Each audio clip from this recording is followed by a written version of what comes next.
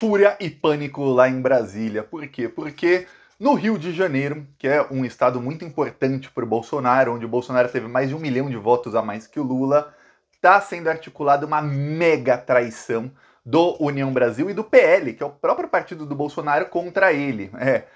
Deputados mais votados do estado, alguns deputados mais votados do estado, estão se articulando para fazer campanha para o Lula. A coisa tá ruim para o Bolsonaro. Teve uma reunião em Maricá, uma reunião na sede do PT lá, em que foram também vereadores de vários partidos, inclusive do PL. Vários vereadores do PL de várias cidades diferentes do Rio de Janeiro estiveram lá em Maricá numa reunião para ver como vão fazer campanha para o Lula. O Bolsonaro tá uma fera.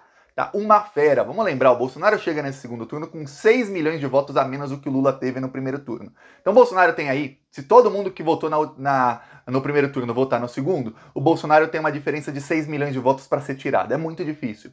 Ele ganhou do Lula por 1 milhão de votos no Rio de Janeiro. Porém, deputados de direita apoiando o Lula têm uma chance do Lula ou reverter essa vantagem ou diminuir essa vantagem, quando na verdade o que o Bolsonaro precisa é aumentar a vantagem dele no Rio de Janeiro e virar em alguns outros estados e aumentar a vantagem onde ganhou. É isso que o Bolsonaro precisa, não aumentar pouco não, é aumentar muito. 6 milhões de votos você não tira assim da cartola. O Bolsonaro está praticamente implorando para os 29 milhões de brasileiros que não foram votar para que votem nele. Eu vou falar, quem não foi votar ou quem votou branco e nulo no primeiro turno, com todas as opções que nós tínhamos, não é bolsonarista. Dificilmente, nossa, 29 milhões de bolsonaristas não votaram, você acredita nisso? Pois bem, não. Se fosse bolsonarista, tinha votado. Então, o Bolsonaro está desesperado tentando ganhar votos, enquanto gente do próprio partido dele e de partidos aliados está tirando votos do Bolsonaro. Para piorar, tem uma negociação do União Brasil com o PT em São Paulo. E essa negociação pode envolver uma coisa mais nacional, porque aí você vê que tem gente do União Brasil no Rio de Janeiro que também já está apoiando o Lula. A deputada mais votada para federal no Rio de Janeiro foi a esposa do prefeito de Belford Roxo. O prefeito de Belford Roxo, ele é o Vaguinho. A deputada federal mais votada foi a Daniela do Vaguinho. Inclusive o nome que ela usou na urna, bem, ela é a Daniela do Vaguinho, que é a esposa do Vaguinho.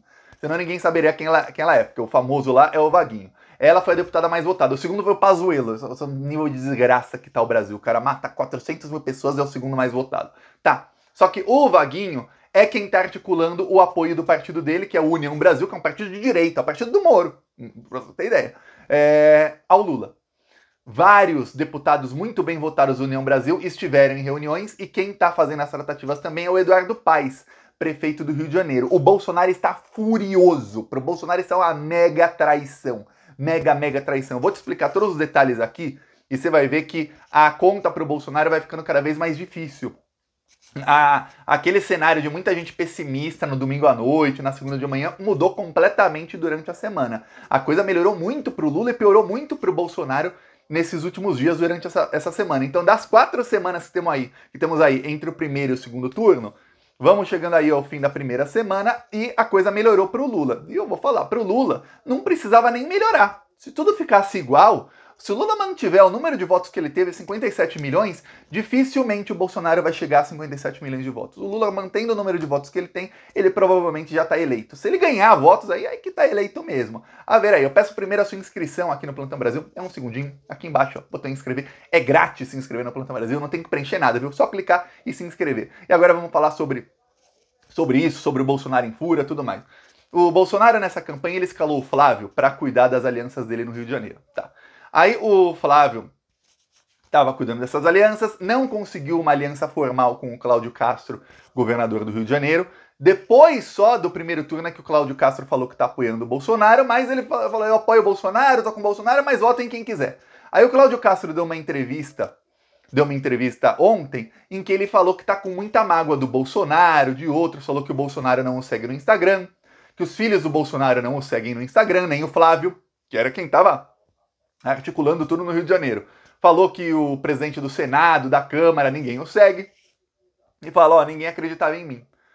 Eu entendo de política, todo mundo achava que eu era só o vice do Witzel, fui lá e ganhei no primeiro turno. Aí diz o Cláudio Castro, entre outras coisas, que a esquerda no Rio de Janeiro está muito fora da realidade. Isso é verdade, a esquerda no Rio de Janeiro, ela se destoa da esquerda do resto do Brasil. Você vê que tinha gente achando que o Freixo ia ganhar no primeiro turno, isso uns 2, 3 meses atrás. Eu lembro que eu falava, gente, vai ser muito difícil, mas muito, muito difícil o Freixo ganhar essa eleição do Cláudio Castro. O Cláudio Castro, ele sabe ir nos lugares pedir voto na periferia. A esquerda não ganha na periferia no Rio de Janeiro. A esquerda sempre ganha nas periferias. As pessoas mais pobres votam na esquerda. No Rio de Janeiro, não. As pessoas mais pobres votam na extrema-direita.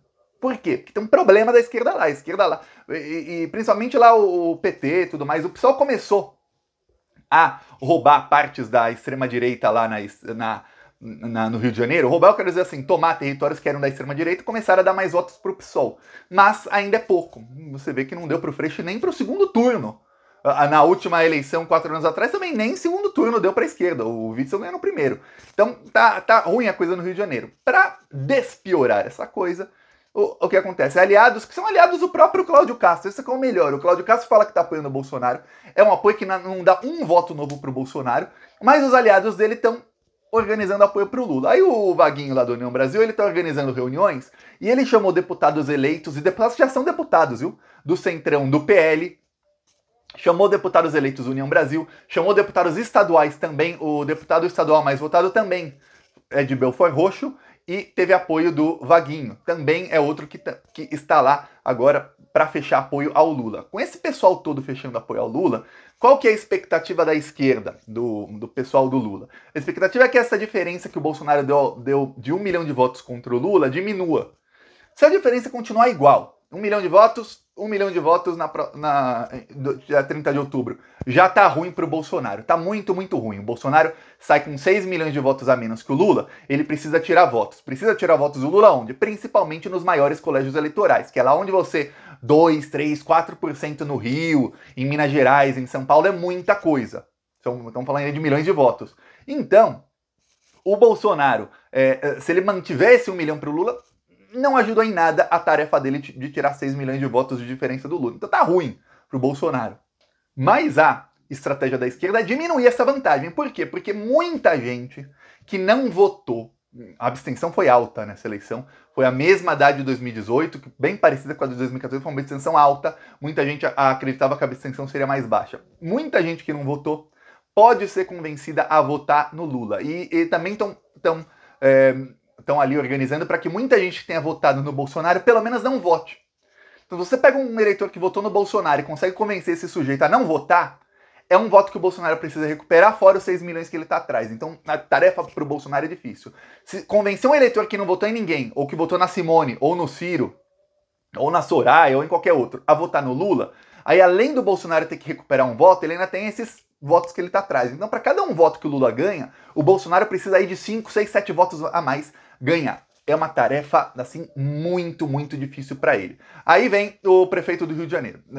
Tem uma disputa entre o Freixo e o prefeito Eduardo Paes do Rio de Janeiro para ver quem é que vai organizar a campanha do Lula no Rio de Janeiro. O Freixo quer que seja ele, porque ele foi o candidato apoiado pelo Lula. O Freixo teve, 27% dos votos, se não me engano. Foi uma votação, vou falar, fraca. Muito, muito fraca. Se o Freixo tivesse 27% dos votos, mas o primeiro colocado tivesse 30, 40, 48 que fosse, e tivesse segundo turno, falaria, irmão, votação que não foi boa, mas tem segundo turno. Não teve nem segundo turno, fraco, muito, muito fraco. Perdeu nas periferias, perdeu no interior, assim, de lavada no interior. O interior do Rio de Janeiro é onde, na Baixada, principalmente, é onde tem pessoas mais pobres, pessoas mais humildes, e é ali que dão votos ao Lula.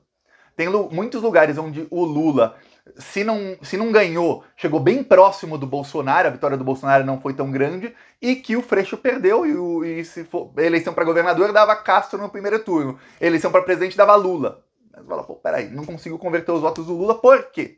Pois bem, o Eduardo Paes consegue. Ele era do MDB, depois foi pro PSD, é um partido de direita, não dá para falar que o PSD falam que é centrão, o PSD é um partido de direita. Pode até falar centro-direita, porque tem muitas pautas de esquerda que se é um governo de esquerda, o PSD de dado. O PSD vota junto. Então, pode falar um centro-direita ali. O Eduardo Paes, ele é talvez o quadro mais à esquerda do PSD, isso que é engraçado. E ele quer que ele coordene a campanha do Lula. Só que tem outra coisa, o Eduardo Paes, se pensar na campanha de 2022, ele também teve um resultado fraquíssimo. Como assim, Thiago? O Eduardo Paes não foi nem candidato? Só que o Eduardo Paes prometeu ao diretório do PSD do Rio de Janeiro, ele prometeu ao Kassab, que é o dono do partido, que ele iria eleger entre 8 a 12 deputados. Sabe quantos ele elegeu esse ano? 4. Foi 1/3 do número prometido dele, ou metade do número abaixo que ele prometeu. Quer dizer, ruim. O cara que promete 12 deputados elege 4, falou, peraí, isso é um cabo eleitoral, não tá tão boa coisa pra você aí não, né? Pois bem, os dois querem ali organizar a campanha do Lula, mas o Eduardo Paes tem contato com o pessoal da direita. O Eduardo Paes conseguiu o apoio do prefeito de Belford Roxo. O prefeito de Belford Roxo tem muito poder em toda a Baixada Fluminense. Ele tem esses políticos, o que acontece é o seguinte, quando o cara é político por um tempo, ele vai elegendo, elegeu a esposa, elegeu um deputado estadual, passa um tempo, eles começam a ter vários deputados, vereadores debaixo de suas asas. E é por isso que você tem, principalmente cirista, fala, eu não voto no Lula porque o Lula, ele negocia com o Centrão. Bom, se ele não negociar com o Centrão, leva impeachment. É isso que acontece. Ó a Dilma aí. A Dilma não negociava com o Centrão, levou um golpe. Tem provas que foi golpe, tem áudio, tem tudo. Acordo nacional com o Supremo e com tudo. Grande acordo. Tá. Já lá no Rio de Janeiro, o que acontece? Esses políticos do Centrão, não só no Rio de Janeiro, mas no Nordeste, em todo lugar, eles têm muitos deputados, vereadores, deputados estaduais, prefeitos debaixo de suas asinhas, que eles conseguem eleger muita gente.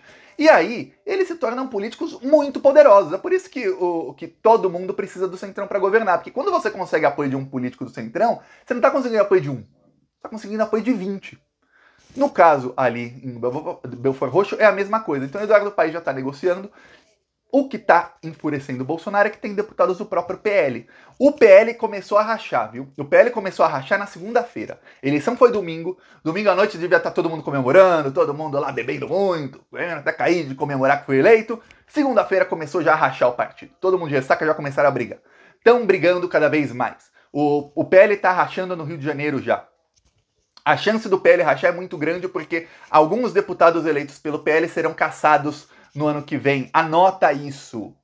O Alexandre de Moraes avisou: quem disseminasse fake news contra as urnas e contra a democracia teria a candidatura cassada. Eu falei aqui pra você, esses candidatos serão cassados só em 2023. Eles vão ser eleitos, eles vão ter alguns recordes de voto, Carla Zambelli, o Nicolas lá, tiveram muitos votos, vão inclusive assumir, mas depois serão investigados e cassados. Pode demorar 6 meses, 1 ano, 1 ano e meio, 2. E o que acontece? Quando são cassados é inelegibilidade por 8 anos, que aconteceu com Francisquini, por exemplo, e a soma do coeficiente eleitoral é refeita.